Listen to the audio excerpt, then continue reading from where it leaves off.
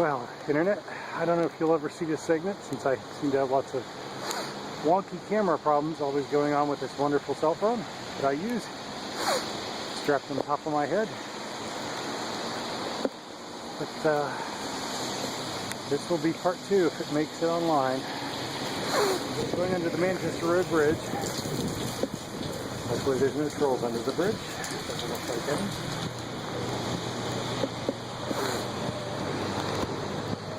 I think at this point we've got about 5 miles out.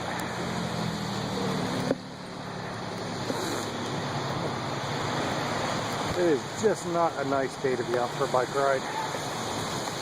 But being the extreme bicyclist I am, I'm trying to get a workout like this in every other day. Recently I have gone like 26 miles round trip and 32 miles was my last one to clear the bottom of the county I'm in and across the county line. But I hold no illusions of going that far today. I'm just trying for 10 miles out and 10 miles back.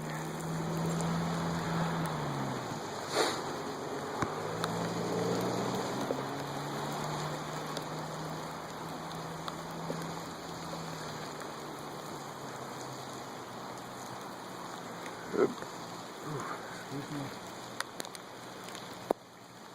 I think I'm going to start selling like Bob Ross with our happy little scenery, happy little trees. But I find the Metroparks to be so scenic and beautiful, kind of relaxing.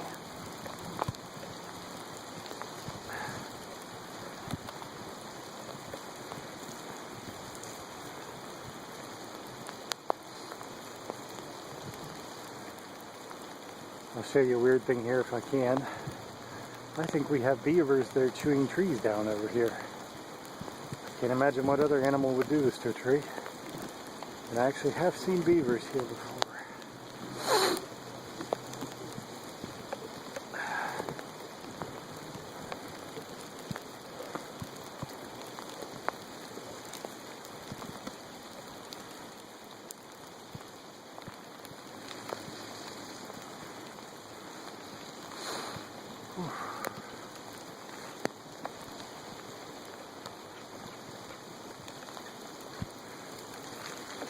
I find these bike rides are very relaxing and therapeutic for me.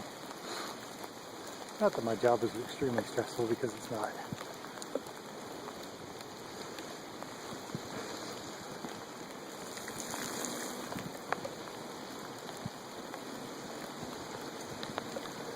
This year has been a good year for the job I work now. The job I used to work was I worked for the wonderful evil empire of Walmart for almost 10 years. Was my last job. And let me tell you, they are the worst corporation I have ever seen in this country. The worst job I've ever had. I wouldn't recommend my worst enemy worked for that company. They treat their employees horrible. Don't let them baloney you. Don't let them BS you. And let them think that they're treating their employees well by giving them higher wages, because they aren't. With those higher wages Walmart promised to give its employees came ridiculous performance standards. You really make slave labor.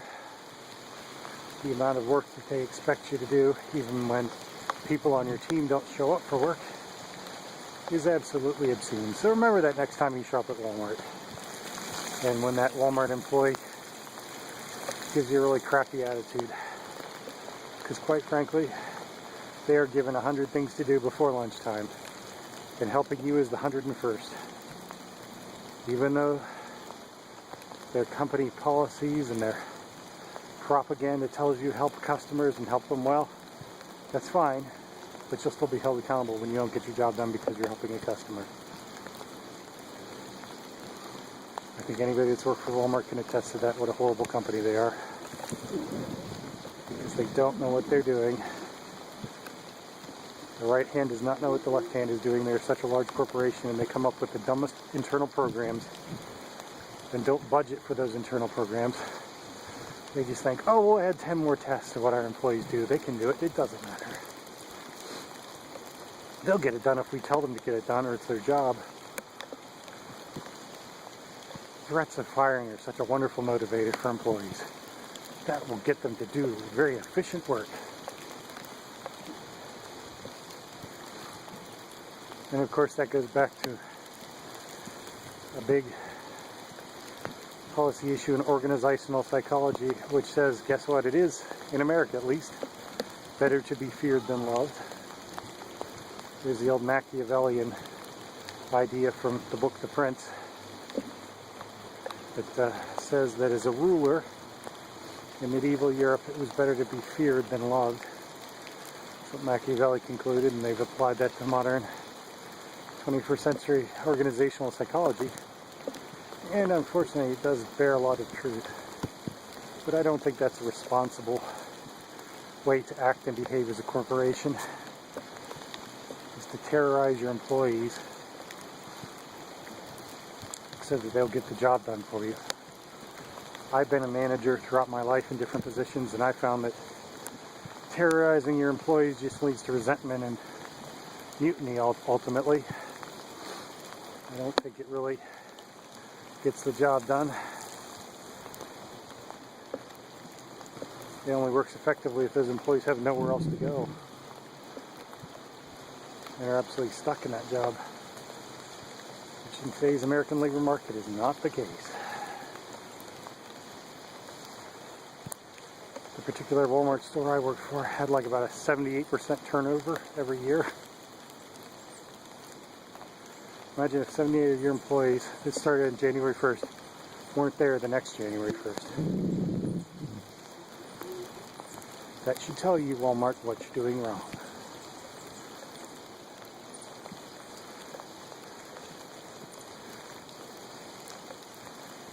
Basically, it's modern 21st century slavery to work for that company.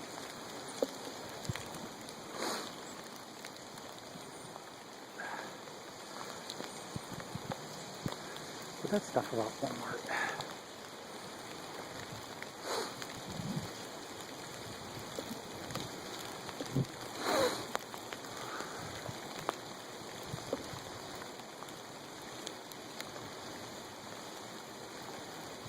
I don't really mean this to be a channel where I sit here and rant and rave about things that have happened in my life.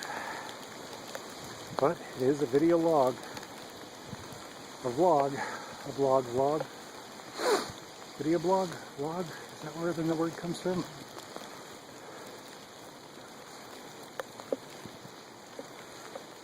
At any rate, I feel like YouTube is a way to get your ideas out to thousands or millions of people all across the world. Maybe in the end analysis tell them what's wrong with society and propose a way to fix it. This is not where we should be, folks, in the 21st century. Where is the promise of the brave new world? This is the 21st century. Here's our brave new world.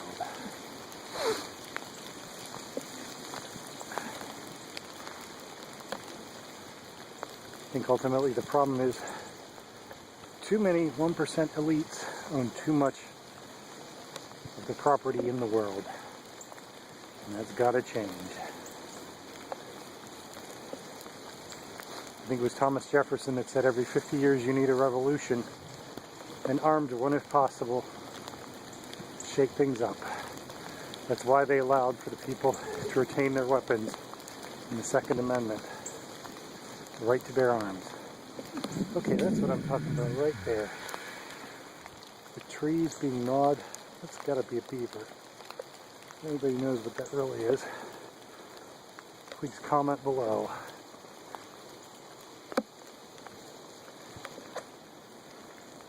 Don't get me wrong, I'm not proposing armed revolution against the United States government or anything like that. I believe in peaceful change. But if the government becomes so tyrannical that they violate the principles of life, liberty, and the pursuit of happiness,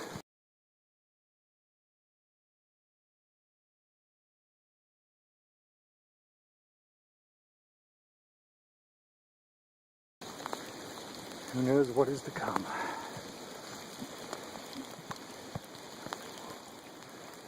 It's also stopped anybody from invading the the continental United States.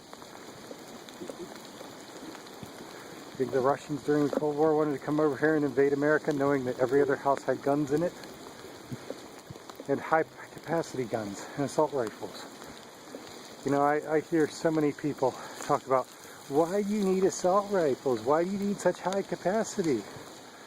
Why do you need militaristic style weapons? Well, that's for when the government's too tied up to protect the country. When they got their hands full. Or if a catastrophe happens, a government falls apart. It's a way to maintain civil order in the United States.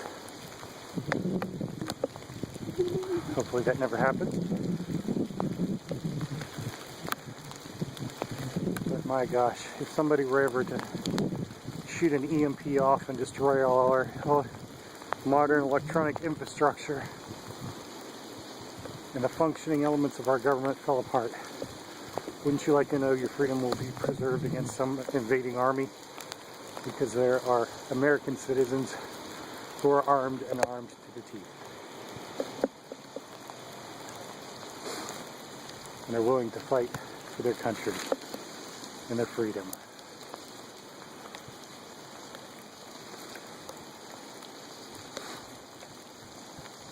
That's why I say people need assault rifles.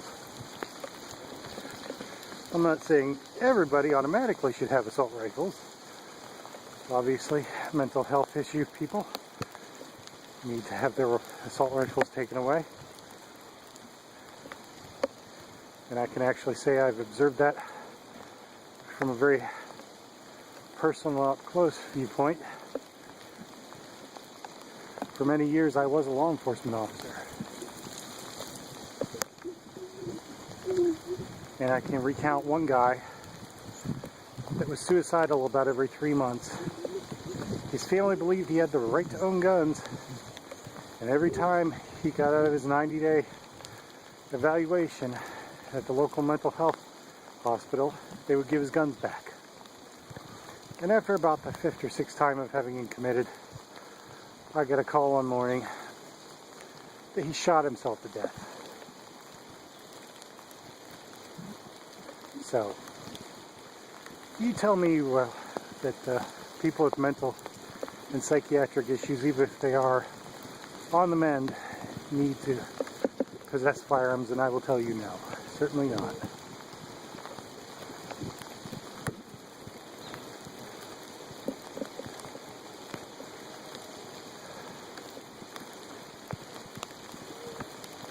I won't pretend to tell you that Americans are not a violent civilization. We're a violent country. Oops, excuse me, Goose. I can tell you from first-hand experience that yes, we are. But only about 5 to 10% of us are. To an extreme where it disrupts society. 90 to 95% of us are wonderful, peaceful, law-abiding citizens.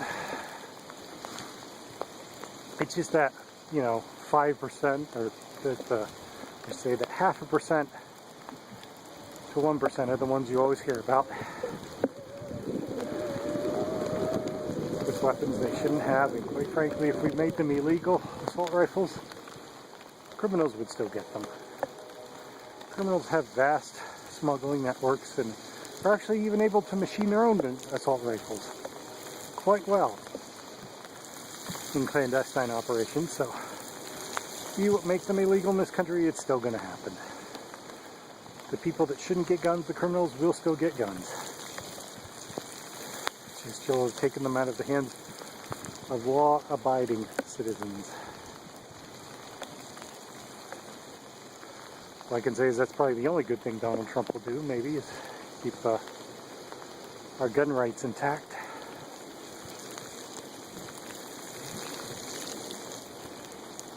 And of course, he's promised these infrastructure projects. The funny thing is, Democrats have been proposing that for at least 10 or 15 years. And the Republicans have always blocked it. So it'll be interesting to see what the Republican Congress does to that response of Donald Trump. We certainly do need infrastructure built in this country. Something like 50% of all the bridges in this country are deficient structurally, and their integrity is breaking up. That's pretty scary to know that some of these bridges on the highways you go over stand a high percentage of collapsing at some point. That was good to know, because we've ignored it for the last 50 years.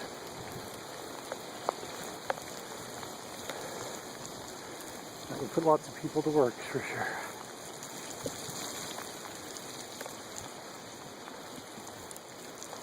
Well, I think I've ranted enough for today, at least in this segment.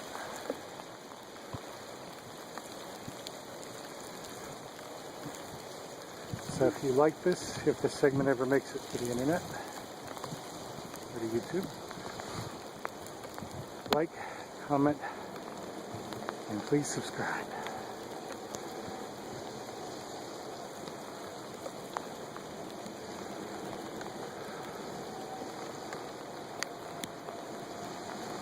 Whew.